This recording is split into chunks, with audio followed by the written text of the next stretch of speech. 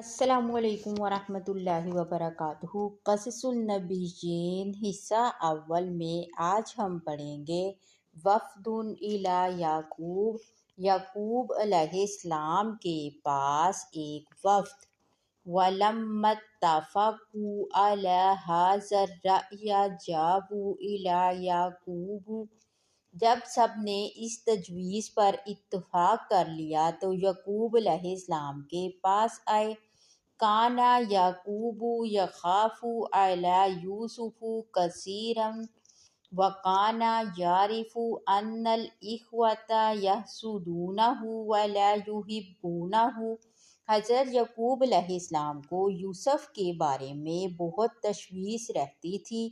وہ جانتے تھے کہ بھائی یوسف کے ساتھ حسد کرتے ہیں اور محبت نہیں کرتے۔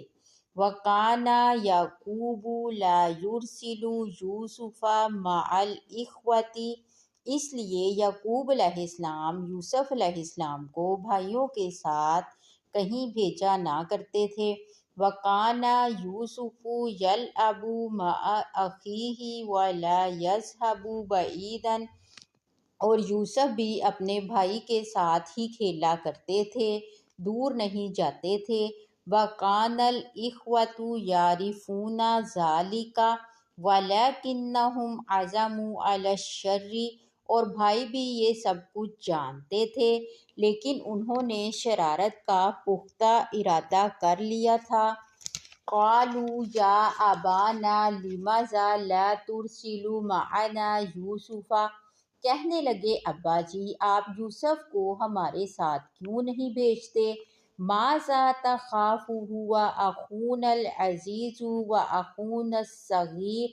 آپ کس بات سے ڈرتے ہیں؟ وہ تو ہمارے پیارے چھوٹے سے بھائی ہیں۔ وَنَحْنُ أَبْنَاءُ أَبٍ۔ ہم ایک باپ کے بیٹے ہیں۔ وَالْإِخْوَةُ دَائِمًا يَلْعَبُونَ جَمِيعًا۔ اور بھائی تو ہمیشہ اکٹھے کھیلتے ہیں۔ فَلِمَاذَا لَا نَذْهَبُ نَحْنُ وَنَلْعَبُ جَمِيعًا۔ بھلا ہم کیوں نہ جائیں اور کیوں نہ اکٹھے کھیلیں۔ أَرْسِلْهُ مَعَنَا غَدًا يَرْتَعْ وَيَلْعَبْ وَإِنَّا لَهُ لَحَافِظُونَ۔ کل آپ اسے ہمارے ساتھ باہر بھیجیں تاکہ یہ کھائے پیے اور کھیلے، ہم یقیناً اس کی حفاظت کریں گے۔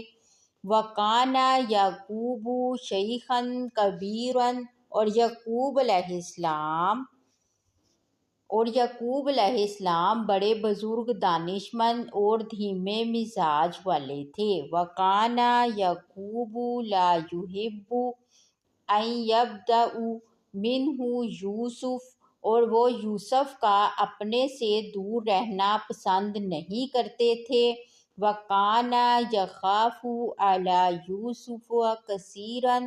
اور وہ یوسف کے بارے میں خوف زدہ رہتے تھے۔ فَقَالَ لِأَبْنَائِهِ۔